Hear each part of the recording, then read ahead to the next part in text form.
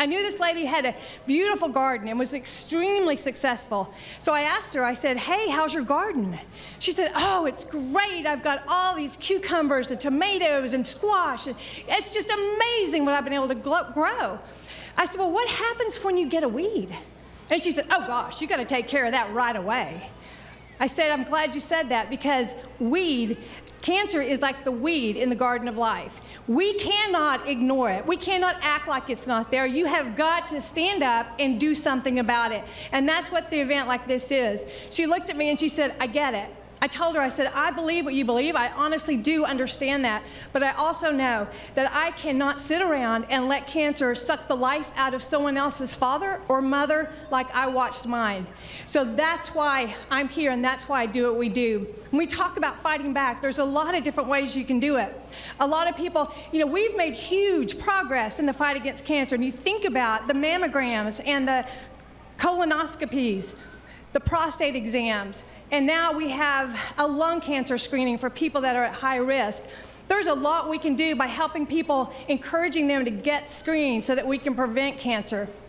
A couple years ago, back in 2013, it was a couple years ago, I was asked to help lead the cancer prevention study. And I remember the first time I heard CPS2, I thought it was some stinking Star Wars thing. And I was like, what the heck is that? CPS2, CPS whatever.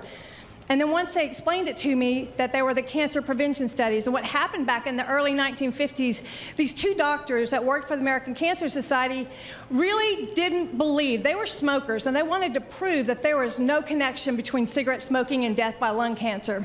They were wrong. The American Cancer Society is so forward-thinking and proactive that they thought, you know what, why don't we have another study? So in the 80s, they started the Cancer Prevention Study 2. In that study, thousands and thousands of people across the United States joined in that did not have cancer. What they found was that these three things were there with almost every diagnosis, and that is sedentary lifestyle, if you don't exercise, if you don't eat right, and if you have a high % body fat, that we increase our risk of cancer. So what we've learned is that 2/3 of all cancer is preventable, and that's pretty amazing. In 2006, they started the Cancer Prevention Study 3.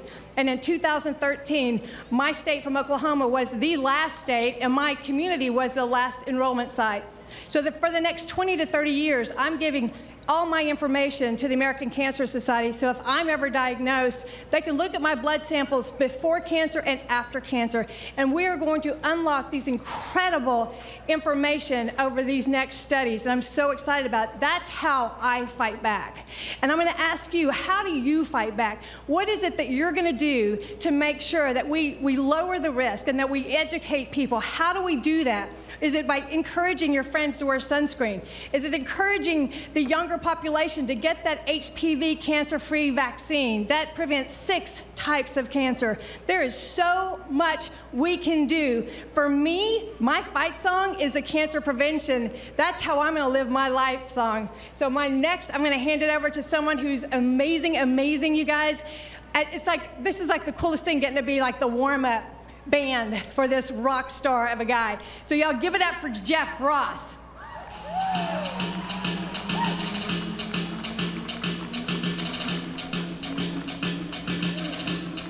Hey, Tacoma.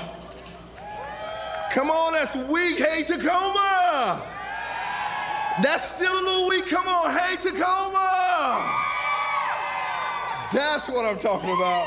So guys, thank you so much for allowing me to be with you. I've had the opportunity to be here for the last, basically, all of your major celebrations from the 25th. And I just want to say, all of you should be proud of all you've done. So, all of you that are sitting down, and even my friends that are waving with me on the track, could you please stand up for a second? If you're sitting down and you're able to stand, if you can stand with me for a second. If you're able to stand, if you can't, it's okay. But I do think it's just, we have to stop and we have to recognize this moment. And this is such an amazing thing, because when I got involved with Relay for Life in the year 2000, there were people that predated me. Dr. Gordy Collette, who started this right here, Pat Flynn, the love of my life, was with him. But you all came along. And I want you to know that since you've been doing this, since you've chosen to do the crazy thing of wearing the color purple, putting on crazy costumes and walking around a track, men wearing dresses, yeah, and men putting on mermaid tails and men doing all kind of unmanly things. And yeah, and all of the great things that you have going on out here, since your initiation, you have raised to the tunes of tens of millions of dollars, Tacoma. You need to celebrate all the great things that you've done. So let's give yourself a big round of applause. That was a little weak. Now I'm going to say this again. Tacoma, you've raised tens of millions of dollars in the fight against cancer. So Shelly told us that it's been almost 21 hours since we started. Our facts and figures tell us that in the course of 24 hours in the United States of America, 1,500 people will hear the words, "You have cancer." Folks, I'm here today to tell you that that's not acceptable. The reason it's not acceptable because when I got involved with the American Cancer Society, my main mantra was to save moms. Because my sweet mom, who heard the words "you have cancer," was a healthy woman. She was diagnosed and she died 29 days after she was diagnosed. That is not acceptable. So I got into this fight. I joined this fight to literally save more moms. I'm proud to say that I used to wear that t-shirt that said "I'm tired" on the front, and on the back it would say, "Because I saved 90 lives today." Well, because of your efforts, my efforts, and all the people across this country, if I wore that same t-shirt, it would say "I'm tired" on the front, but on the back it would say, "Because we are saving over 1,000 lives every day," and you should be proud of that. So that is our past, and we love to talk about the past because we know the past helps predict our future. One of the things that we do know is this, is that we choose not to accept what we're being told. They tell us that over 1,500 people will hear the words "You have cancer." Well, I'm here to tell you and anyone who may be listening to this today on Tacoma TV, if you've heard the words "You have cancer," just know you have friends here that are fighting for you. Just know the American Cancer Society is fighting for you. And just know, just because you heard those words, it does not have to be a death sentence. Are you with me, Tacoma? So then we talk about the past, so what about our future? What are we gonna do? I submit to you that we have to turn it up. We've got to turn it up. What does that mean? I've got to have an attitude about fighting back. This year, and I'm proud to say at this moment that I launch the celebration of Jeff Ross being involved in Relay for Life for 20 years. I am excited, I am rallied, and I'm ready. Well, Jeff, why are you still so over the top about it? Why are you still so loud and obnoxious about it? Because as I look out among me, there are many moms that stand before me. I want to help preserve your life. I want to help preserve your children. I want to help preserve your families. Do you, Tacoma, think that we can deliver this moral imperative we've been promising people? Are we going to find a cure for cancer or what? We've got to. We have no choice. So our option is this. I want you to repeat after me. Say, we will not quit. We will fight back. How are we going to do that? We will continue to celebrate the lives of the people out here that are wearing these purple shirts. They are our survivors. Every survivor in this place, please wave your hand at us. Let's give all of our survivors a big round of applause. You've got to keep coming because who you are absolutely propels us to be who we need to be. You give us the strength to keep going. You are the testament of the work that we do every day is working. So please come. Please never quit. Don't ever stop. We need you to be here. How many caregivers do we have here? All right. Thank you for staying alongside. And I think, my God, Shelly, that was probably the best caregiver speech I heard on last night at that Luminary. Did you guys enjoy that? It was amazing. We've got to do exactly what she said. And I implore you, today is when we grab hold of this attitude of we've got to fight back. Why? Because lives are at stake. Lives are at stake. I know that you've been doing it for a long time, just like I have. I know sometimes it gets tired, but I'm here to tell you that we are making a difference. And I've been involved for 20 years, and the American Cancer Society has gone through many changes. But I'm here and proud to tell you that we are more positioned today than we were years ago to flow more money into research to find cures for cancer, and that is because of you. Give yourself a big round of applause for that.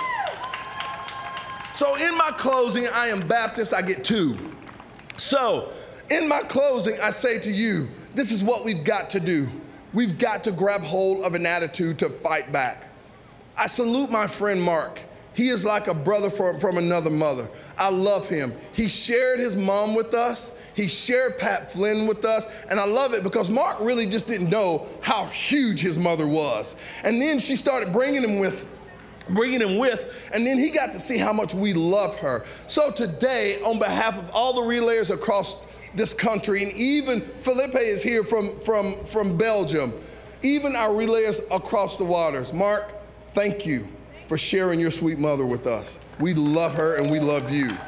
So then what are we gonna do in honor of Dr. Gordy Klatt and Pat Flynn? What are we gonna do? Folks, we're gonna fight back. We're gonna fight back. We absolutely will take on cancer, and we will stand tall, and we will continue to do what we need to do. I think Dr. Gordy Klatt said it best, and I paraphrase. It's not the big steps that matter. It's the small steps that each one of us takes that will make a big difference. You are doing it. We must continue to do it. And I am here to tell you that if you choose to fight back, you will begin to see results. I'm here for the long haul. I've been here 20 years. I might as well stay here 20 more. What you think? We've got to do this. So on behalf of people you would ever never meet or see, we ask you, accept that quitting is not an option. Pick up your gloves. Let's deliver this moral imperative, and let's fight back. God bless you, Tacoma, and thank you so much. All right, ladies and gentlemen, we invite you to take to the track for the Fight Back Lap. For all of your team members, for captains, for survivors and caregivers, if you've got punching gloves on your hands like Sandy Snyder and Columbia Bank, you are taking to the track for the Fight Back Lap now.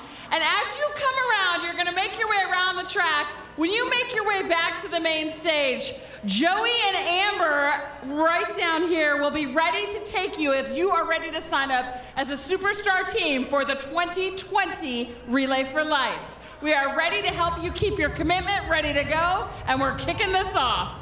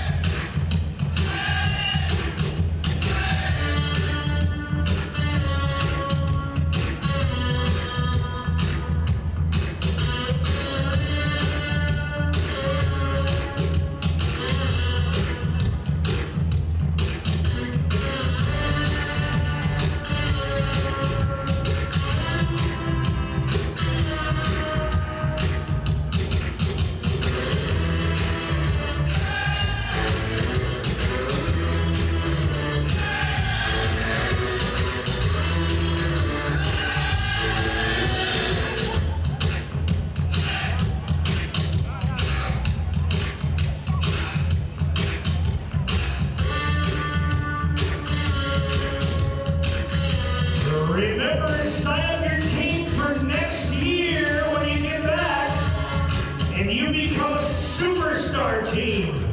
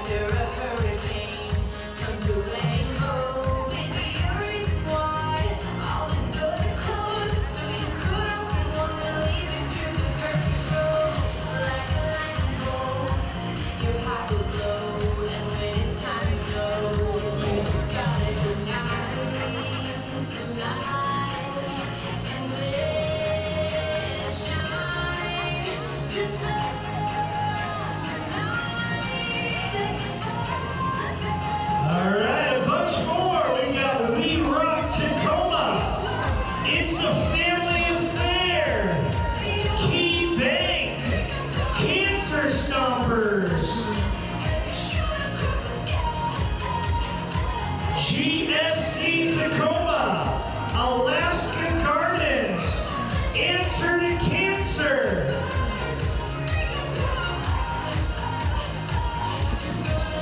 Columbia Bank,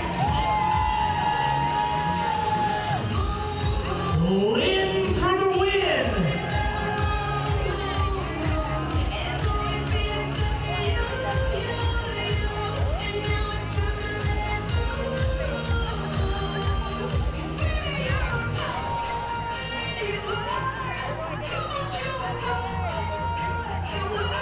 The Cancer Slayers.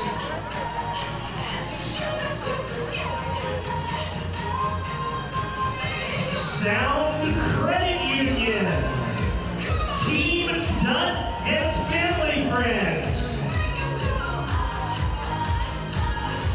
TCC Titans Crush Cancer, Team Grenier, Multi